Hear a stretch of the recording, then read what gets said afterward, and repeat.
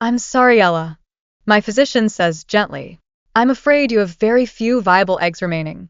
Frankly, I normally see these numbers in women 10 or 15 years your senior. What? I murmur, not believing my ears. I've been trying to get pregnant for years. I'm only 30. I should have plenty of eggs left. In terms of fertility, you have very little time left. She continues. If you want to conceive, you need to do so before your next cycle begins. My next cycle? I repeat, my mouth hanging open in shock. I love kids more than anything, and though it might not be everyone's ambition, I want nothing more than to be a mother. I have to get home and tell my boyfriend this news, and there's not a moment to waste. I make it home in record time, bursting through the door and opening my mouth to call for Mike, but stopping dead in my tracks. As soon as I walk inside, I see a pair of high heels and a handbag by the door, neither of which belong to me. I cock my ears towards the bedroom, and my stomach churns when I hear the unmistakable sound of moaning, accompanied by a steady thump thump thump as the bed collides with the wall. Worse even than realizing that Mike is clearly in there with another woman, is realizing who he's with. I know that handbag and I know those shoes, they belong to my best friend, Kate. Fuck, Ella is so stupid. Mike laughs. Can you believe she actually expects me to have a baby with her? Kate snorts, she's delusional. I don't know how you put up with her for so long in the first place. If she wasn't so beautiful, I never would have given her the time of day. Mike scoffs. Thankfully, daily doses of Plan B kept her from ever conceiving. The morning after pill? Kate asks, how did you manage to give it to her without her realizing? I put it in her morning coffee. Mike chortles, sounding far too proud of himself.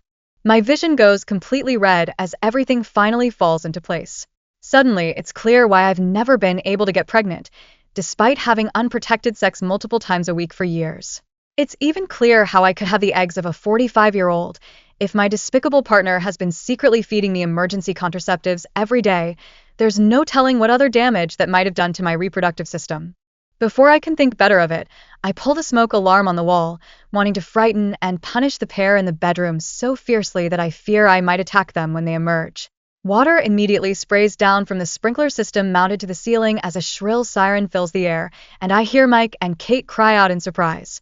A few moments later, they come rushing out of the bedroom, stopping in their tracks when they see me looming in the doorway. Mike's eyes go comically wide. What are you doing home so early? The snake has the nerve to sound affronted that I surprised him when he's the one who's been sneaking around behind my back for God knows how long. To realize how suspicious it looks that he and Kate are standing there in their underwear, and quickly adds, Kate came to see me so we could plan a surprise for your birthday, but then we spilled coffee all over our clothes, so we had to change. Fire blazes in my veins. He must truly believe I'm an idiot if he expects me to buy such a feeble excuse. It's a testament to their horrifically low opinion of me that they buy my act, and I vow to get my revenge one way or another. I can't believe I wasted so many years, my best years, on this scumbag. And now he may have cost me my future too. As soon as the thought enters my head, I know I can't afford to waste another moment on Mike. I have more important things to take care of. I make my excuses and rush across town for the second time that afternoon, running to the comforting arms of my surrogate sister, Cora. Not only did we grow up together in the orphanage, but she became an OBGYN and now works for the most exclusive sperm bank in the city. I've never gone to her before because I always imagined Mike and I would eventually conceive the natural way, but that clearly isn't an option anymore. Even if I could find a man willing to have a baby with me in time, I'm not eager to trust anyone after Mike's betrayal. I'm going to have to do this on my own, and I know Cora can help me. I don't have much money, but I have enough savings to pay for the insemination, especially since I basically have one shot, and one shot only. Arrive. All my plans to lay out my situation for Cora clearly and concisely go out the window, because the moment I see my sister I fall to pieces. She hugs and kisses me until my tears subside, slowly extracting the story from me piece by piece. When she hears about Mike and Kate, she swears up a storm, but that's nothing compared to her reaction when I explain about my fertility. That little shit. I'll kill him. She fumes, studying me with a worried expression. Ella, if your doctor was right, this means you only have one chance to conceive. I know. I sniffle. And if this is going to be my only baby, I don't want to take any chances. I want the best donor we can find. Don't you worry about that. Cora assures me, we've got donations from actors, models, scientists. It's only the cream de la cream here. She glances at the door and lowers her voice. You didn't hear it from me, but even Dominic Sinclair sent his samples here for testing. Dominic Sinclair? I repeat, the billionaire? I've seen the man around town, but we don't exactly run in the same circles. He lives in the same neighborhood as my wealthy employer and often says hello to the children I nanny, but he's always surrounded by bodyguards and is so intimidating I get goosebumps just thinking about him. Oh my God. Cora slaps her hand over her mouth. I wasn't supposed to tell you that. I don't know what I was thinking. Apparently, he's no stranger to fertility issues himself, and he trusted us to handle his swimmers over every other lab in the country. I've got his sperm in the other room at this very moment. She frets, but Ella, you can't tell anyone. You have to promise me. Of course. I agree immediately. I know how important confidentiality is here. Thank you, Cora breathes. Now, I'm going to give you a dossier of our clients so you can pick a donor, and once you've chosen, we'll get you knocked up before you can even blink. It's not an easy decision, but eventually I choose a handsome surgeon whose photo practically makes me swoon. Cora leaves the room only long enough to prepare the sample, and though she looks a bit flustered when she returns, she quickly and professionally completes the insemination, holding my hand when the procedure is finished. It's all taken care of now, Ella. She promises, you can come back in 10 days to see if it worked. 10 days. I think dazedly. 10 days to decide my entire future. If only I'd known that by the time those 10 days were up, my future would no longer belong to me, but to Dominic Sinclair himself. Ella, 6 days to go. I think, staring at the date circled on my calendar.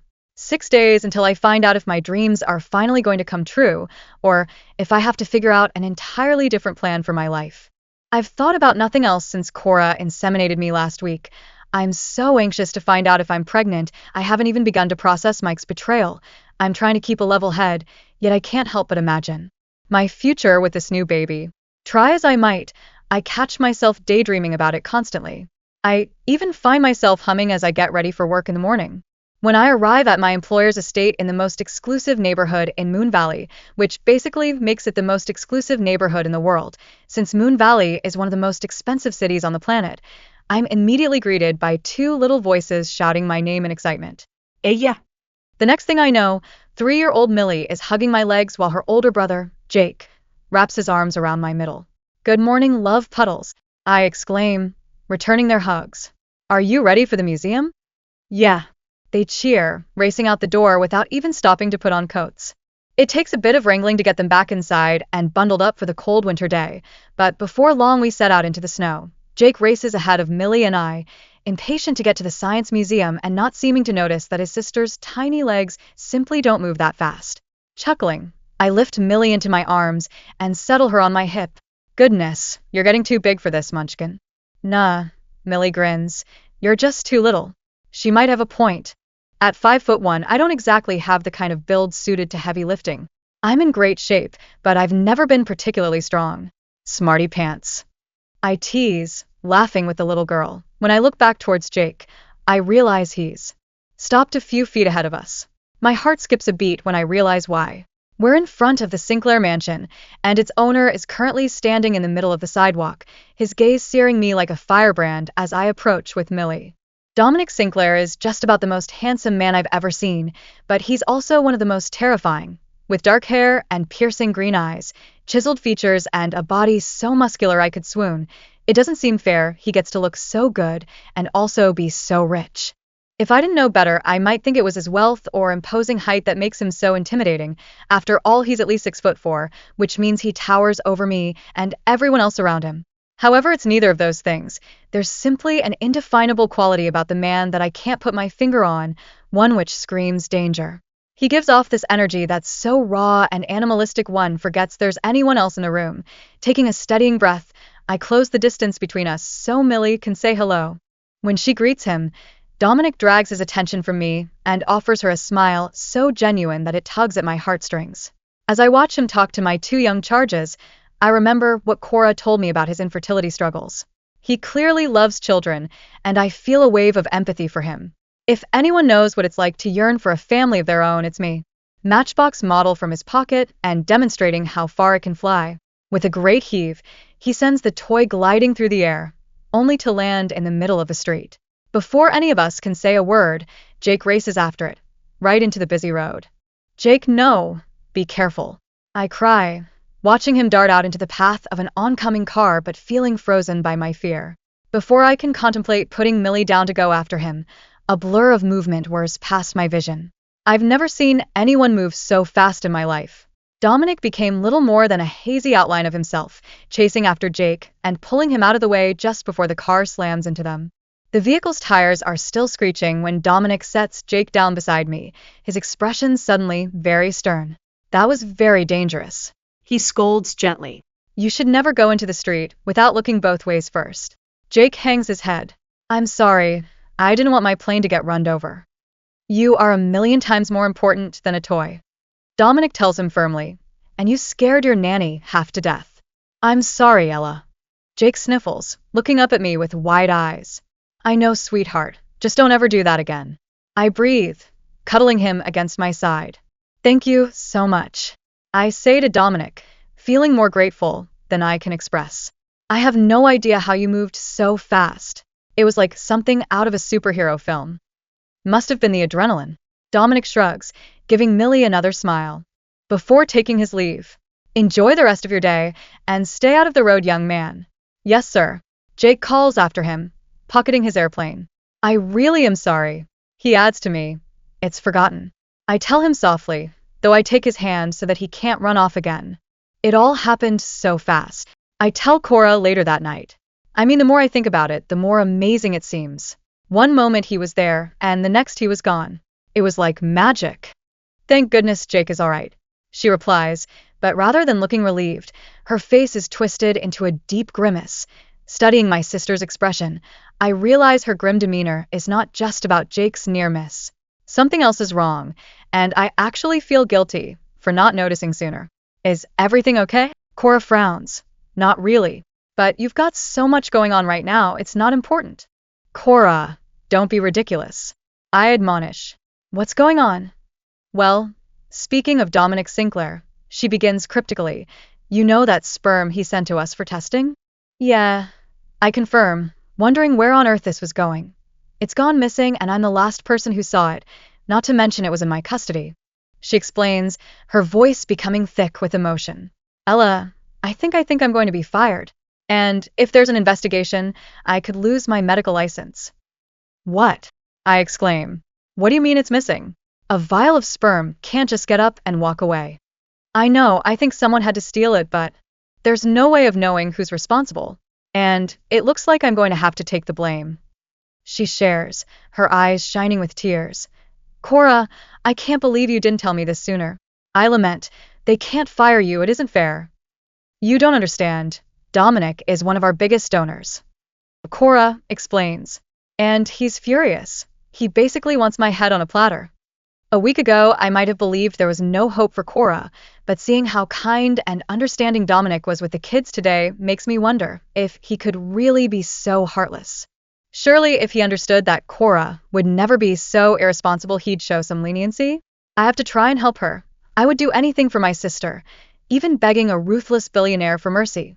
Ella, 3 days to go, did I repeat these words to myself as I walked down the street, still preoccupied with my possible pregnancy, even as I prepare to go to bat for my sister. In some ways, it's a coping mechanism. I'm about to beg Dominic Sinclair to save Cora's job, and I need a comforting thought to help me get through this. His bodyguards see me first, and I can see their mouths moving as they watch me move closer, no doubt notifying him of my presence. Approaching nervously behind Dominic, I wonder for the 100th time if this is a mistake. Who am I to ask a favor from one of the most powerful men on the planet? Shaking myself, I tell the little voice in the back of my mind to shut up. This is for Cora. I might not be brave for myself, but I can be brave for her. Mr. Sinclair? I ask hesitantly, feeling my heart pound violently against my ribcage. He turns around and gazes imperiously down at me. Yes, I'm Ella Reyna. I nanny for Jake and Millie Graves. I begin, gnawing on my lower lip. His dark eyes catch on my mouth, and suddenly I feel like a frightened rabbit in front of a hungry wolf. I know who you are, Ella. The sound of my name on his lips sends a shiver down my spine. He speaks the familiar syllables with so much purpose, as if they truly mean something to him. Oh well, I don't mean to be impertinent, but I'm friends with Dr. Cora Daniels. As soon as I say her name, his expression closes off, and some unidentified emotion flashes in his eyes. She told me she's in trouble at work, and I know you're one of the bank's donors. I improvise. I don't know what Cora is being accused of, but I'm sure she's innocent. She takes her job incredibly seriously, and she would never do anything to risk her career. And what do you expect me to do about it? Dominic asks ominously. I can tell he doesn't believe my weak story. His body language has changed completely, and I can feel his rising anger vibrating in the air around us. I just thought I hoped that if you had any sway there, you might be able to put in a good word for her. I finish, feeling color flood my cheeks. I'm both ashamed of myself for such a feeble attempt, but unsure how else to handle such a delicate topic. The last thing I want is to get Cora in even more trouble than before. Dominic's jaw ticks as he watches me, and the voice in the back of my head urges me to run for it. From what I've heard, your friend made a very serious mistake, and the consequences have been more than appropriate. The best thing she can do now is take responsibility for her mistakes, not sending you to do her dirty work for her. She doesn't even know I'm here. I swear. I plead. I've said all I'm going to say on this matter. Dominic declares, turning away from me and striding into his house. The door slams shut behind him, and I'm left with his various bodyguards. You need to leave now, miss. One of the men announces sharply. I can't. I moan. He has to understand. She's going to lose everything. We're not going to ask you again. A second guard growls, a clear threat in his words. Please, she's innocent. I beg. You have to, before I can say anything more. The men grab me by the arms and begin trying to lead me off the property. Feeling truly desperate, I dig in my heels, deciding that my dignity is worth Cora's entire future. I'm begging you, if I could just talk to Mr. Sinclair. You've already talked to him. The first guard grumbles, and frankly you're lucky. He was as generous to you as he was. Your friend clearly told you things she shouldn't. The next thing I know, they've thrown me off the property and onto the sidewalk so forcefully that I lose my balance, tumbling to the ground as tears. Spark in my eyes. The iron gates slam shut behind me, and I have no choice but to slink off before I can embarrass myself further. Of course, this was only the beginning of my misfortune. When I arrived at work the next day, I found that my keys no longer fit the locks on the front door. I knocked, overwhelmed with confusion, and a few minutes later the door swung open to reveal Jake and Millie's furious mother. My keys aren't working. I tell her, wondering why she's glaring at me so fiercely. They're not meant to. She answers coldly. As of yesterday afternoon, your services were no longer required. You're firing me? I squeak, not believing my ears. Why? We got a call from the neighbors. She explains haughtily. Apparently you let Jake run into the road the other day where he was almost hit by a car. And then yesterday you were seen making a fool of yourself at Dominic Sinclair's home. They said his bodyguards had to drag you off the grounds like a common criminal. That isn't fair. That isn't what happened. I plead. Jake threw his toy into the road and ran after it. I didn't let it happen, and what happened with Mr. Sinclair was a misunderstanding. I don't want to hear it. She hisses. Now leave before I call the police. Please, can I at least say goodbye to the kids? I request, praying she'll grant me this one kindness. I'm dialing. She tells me simply, pulling her cell phone from her pocket. No. I raise my palms in supplication. It's okay, I'll go. For the second time this week, I find myself shamefully retreating through this opulent neighborhood with tears streaming down my face. What hurts even worse than losing my job is the fact I didn't get to explain the situation to Jake and Millie, or see them one last time. I'm sure their mother will tell them horrible things about me, despite the fact that I've been lovingly raising for them for the last 2 years. I know Dominic Sinclair is responsible for this. I don't believe my ex-boss's story about the neighbors for one moment. He clearly wanted to punish me, just like he's having Cora punished. A rush of fury takes hold of me, and suddenly I wish I could punish him somehow. It's not like me to be so vindictive, but right now it truly feels like my entire life is falling apart, and it's partly his fault. I spent all my money on the insemination, and without a job, I have almost nothing. How am I ever going to afford to have a baby now? I guarantee I'm not going to get a good reference from Jake and Millie's mother. As if things weren't already bad enough, when I return home, I find a stack of bills in the mailbox, and I don't even recognize half the senders. I open them one by one, feeling my confusion and disbelief grow by the minute. As I look at the stores on the breakdown of charges, my suspicion grows. They're all Mike's favorite places. Is it possible he did this behind my back? Confront him, which leaves me only one option: did I have to call Kate? My former best friend might have betrayed me completely with her affair, but if anyone knows what Mike has been up to, it's her. Ellemy's hands are shaking as I dial Kate's number. Have I ever been this angry? If I have, I certainly can't remember it now. Hello? Kate answers almost immediately, using a sickly sweet tone that screams of fakeness. Kate, I state bluntly, are you with Mike right now? There's a pregnant pause on the other end of the line before she weakly responds. What? Of course not. Come off it, Kate. Do you really think I don't know about your shit? I demand. I'm not a complete idiot. Ella, listen.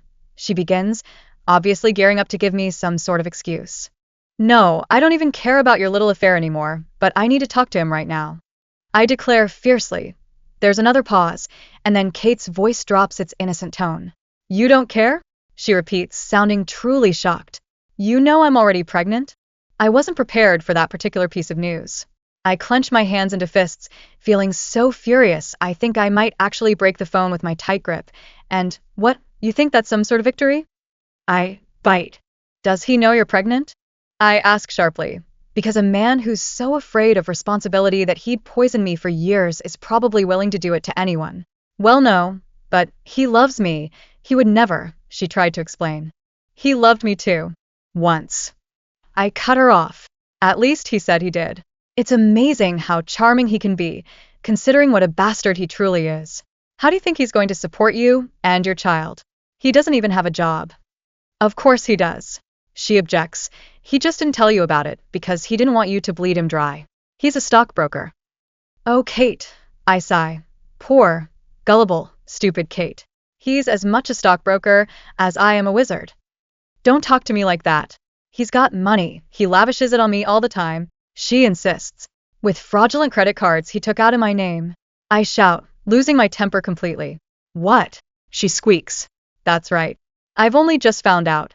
He's completely bankrupted me. I'm calling the police, and if I were you, I'd check your own credit rating immediately, because I'd be willing to be your next. I snap. No, she repeats weakly. You're wrong, it's different with me.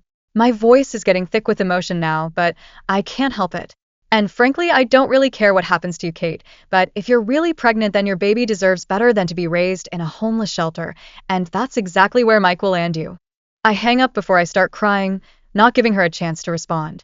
Why did I buy his lies about looking for work for so long? He crushed me little by little, all the while pretending to be so nice, and I let it happen. Never again. I decide. I won't ever let myself be fooled that way again. I still want to get my revenge on Mike, but first I've got to try and salvage what's left of my life. I have to go to the police and see if I can resolve these financial issues. I can't have a baby if I'm bankrupt, and I can only pray the police will help. I'm very sorry, Mississippi Reina, but if your ex-partner has left the area, there's not much we can do about this. The police officer breaks this news to me about as gently as he might smash an ant beneath his boot. I'll give you the police report to send to the credit card company, but that's the most help you're going to get from us. Anger fills me to the brim. I guarantee he'd never treat my case with so little consideration or respect if I wasn't an impoverished nanny. If I was a wealthy man like Dominic Sinclair, he'd be fawning at my feet, offering to go to any lengths to solve my problems. I storm out of the station before I can lose my temper and verbally assault the man, immediately calling the credit card companies. One by one, they crush my hopes, telling me in no uncertain terms that unless a culprit is arrested in my case, I'll be held responsible for the charges. As I hang up on the final call, I can feel the earth crumbling beneath my feet. How did it come to this? I literally have nothing. No one will hire me without a recommendation from my previous employer, which means I won't be able to pay rent or keep food on the table. Normally, I might turn to Cora in such a time, but I can't burden her with this. When she's in the same boat, tomorrow I'll finally find out whether or not I'm pregnant, and up until now the strange sensation I've been experiencing the last few days has been a comfort and source of hope. I don't know how to explain it. It's as if I'm suddenly different somehow. Even though I can't see any changes, I just have this intense knowing that I'm no longer the same woman I was a week ago. I thought it was a sign the insemination worked, but now I'm praying that it's my imagination going overboard. First, I try to distract myself, turning on the TV and freezing when I see Dominic Sinclair on the news talking about all his goodwill initiatives in the community. When our work is finished, the Moon Valley Children's Home will be a place of love and community, motivated to find the best homes for every child in need. Our initiative not only ensures that the permanent residents in the home have the best possible conditions, but that there is continuous follow-up with children placed with adoptive families to ensure they thrive in their new homes. So much for the supposed philanthropist, I think bitterly, turning a blind eye to the lives he's selfishly ruining, all the while pretending to be a friend of the downtrodden. A week ago, I might have been touched by such a broadcast. I grew up in an orphanage just like the one he's describing, and I know just how terrible the conditions can be. Now, however, I see nothing but his hypocrisy. Cora was an orphan too. She didn't do anything wrong. Where is his compassion for her? Clearly, it's only for the TV cameras. It's a shame. He's very convincing. Then again, so was Mike. Of course, Mike was never as handsome as Dominic Sinclair, nor did he ever have his charisma or imposing presence. I don't know if I've ever met anyone like him. Even while he was refusing to help me, scolding me, and having me thrown out the door, part of me was still taken in by his handsome features and pure magnetism. Shaking myself, I turned the TV off. What the hell is wrong with me? The man is a heartless billionaire, and I'm still sitting here mooning over him like a silly schoolgirl. I end up going to bed early, trying not to think about tomorrow. Of course, I still lie awake late into the night. I know what it means to grow up an orphan, and I can't countenance bringing a child into the world just to abandon it to that bleak existence. The more my life unravels, the more stark my options become. If I am pregnant, am I going to abort the child? Even though it's what I've wanted my entire life. Ella, no, I understand. I murmur into the phone. Thanks for listening at least. I wearily hang up the line, burying my head in my hands. I spent all morning calling in every favor and loan I possibly could, throwing my dignity right out the window to beg my friends and acquaintances in my time of need. I've never thought of myself as a proud woman, but begging this way was more of a challenge than I could have imagined. Help Cora as well as myself. She's still waiting to hear if she'll be fired, and while she's not supposed to be handling any samples, she got permission to do my tests this afternoon. After all, I've already been inseminated, so her supervisor didn't see any risk of further negligence. Still, I'm far from excited when I walk through the front doors of the sperm bank. 10 days ago, I was heartsore but optimistic for the future, yearning for a baby more than anything else in the world. Now I'm dreading the exam. However, my trepidation soon gives way to surprise, because as soon as I enter the facility, I have the strangest feeling that Dominic Sinclair is near. It takes me a while to actually find him, behind closed doors with Cora's bosses in a luxurious, glass-walled conference room, but I don't have the faintest idea how I knew he was present. I also don't understand why I feel drawn to him. After all, he's ruined both my sister's and my own life. I shouldn't be excited to see him. It was dumb luck that I stumbled across his path. The conference room is on the way to Cora's office, but I find myself stopping to observe the meeting inside. I'm struck speechless when I lay eyes on him. Is it possible that he's gotten more attractive since the last time I saw him? It was already unfair that somebody that powerful and intelligent could be so handsome, but now it truly just feels like being kicked while I'm down. The bastard has a heart of stone, and still the universe has rained endless gifts upon him while people like Cora and I have nothing. Shaking myself out of my trance, I continue down the hall, though I feel the weight of dark eyes on my back as I retreat. Cora has clearly been crying when I arrive. Her eyes are red and her cheeks splotchy, though she tries to hide it. Hey. I greet her gently, wrapping her up in a hug. She leans into me, squeezing tight and lingering far longer than she usually would. Is there any news? Sinclair is in there finalizing it all now. I'm going to be given formal termination notice this afternoon. She shares, sniffling slightly. I'm so sorry, honey. I croon, rubbing her back. It's okay. She lies, pulling away. How are you hanging in there? Not very well. I confess. I'm sort of dreading this, to be honest. It's amazing how fast things can change, huh? She asks, looking as though she might burst into tears. I mean, what are we going to do, Elle? Well figured out. I promise. We've been in tight spots before. I remind her. Remember the summer we slept in boxes on the street after we ran away from the orphanage? Yeah. She nods with a sad smile. But it's winter now. I don't think we'll last long in the elements. And you weren't pregnant then. Yeah, well, if I'm pregnant now. I can't look her in the eyes as I say this. I don't think I'm going to stay that way. What? Cora exclaims, looking horrified. But this is your only chance. And we aren't completely hopeless. You've got time to try to. Figure out a plan B.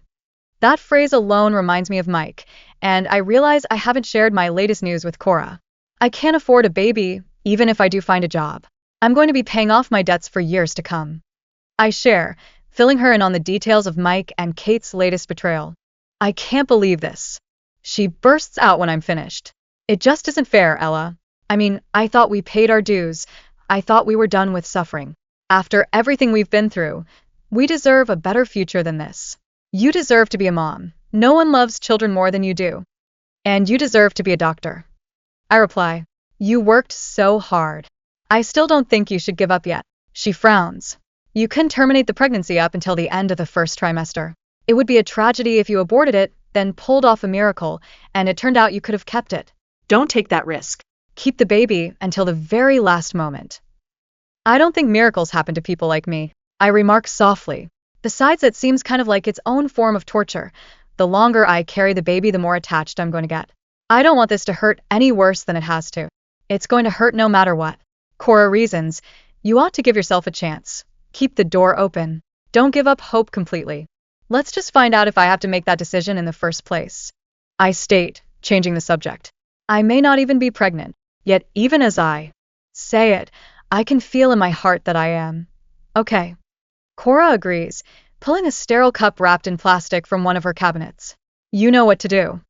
I take the cup and quickly duck into the bathroom to provide a urine sample, returning it to her almost immediately. I pace back and forth across the office as Cora runs the tests. Well, I press, seeing the results pop up on her computer screen. She offers me a sad smile. Congratulations, little sister. You're going to have a baby. I told myself that I wouldn't fall to pieces no matter the results, but as soon as the words are out of her mouth, I'm crying. I've been waiting to hear those words for years, and was beginning to think I never would. It's both unimaginable joy and unimaginable pain. I never knew my heart could hold such conflicting emotions at the same time, let alone in such extremes. Really? Really? Cora confirms, hugging me. Come on, let's do an ultrasound. You can hear the heartbeat. Isn't it too early? I squeak. Just one of the benefits of being at the finest lab in the country. Cora quips, the words bittersweet on her tongue. Our technology is years ahead of what's available in public hospitals. Climbing onto the raised exam table, I lay back and lift my top, not bothering to change into a gown or cover my clothes with a sheet. I simply expose my flat belly as Cora wheels in an ultrasound on a cart. Within minutes, the machine is emitting a strange whoosh whoosh whoosh, and Cora squirts a dollop of jelly. On my tummy, she pressed the wand to my skin, and before long, a tiny heartbeat sounds, making me cry all over again. However, Cora is frowning deeply. This is so strange. The baby seems awfully large, but we tested you at your last visit to be sure you weren't already pregnant. What does that mean? I ask anxiously. Is the father just a big guy? I don't just mean size, I mean development. Cora purses her lips and furrows her brows as she studies the images, suddenly looking very worried. She's whispering now, speaking to herself more than to me. It doesn't look human, but that can't be, it's not possible. What are you talking about? I inquire. How can you tell? Isn't it just a tiny blob? As I said, our tech is state-of-the-art. It doesn't just highlight shapes, it analyzes the molecular structure. Before she can say another word, the door bursts open, startling us both. To my shock and horror, Dominic Sinclair is standing in the doorframe, glaring at us as if we've done something terrible. What's the meaning of this? He demands. What's the meaning of this? I repeat in shock. What's the meaning of you barging into a private exam? Because, he declares fiercely, and I swear his eyes are almost glowing with rage. I can smell my pup.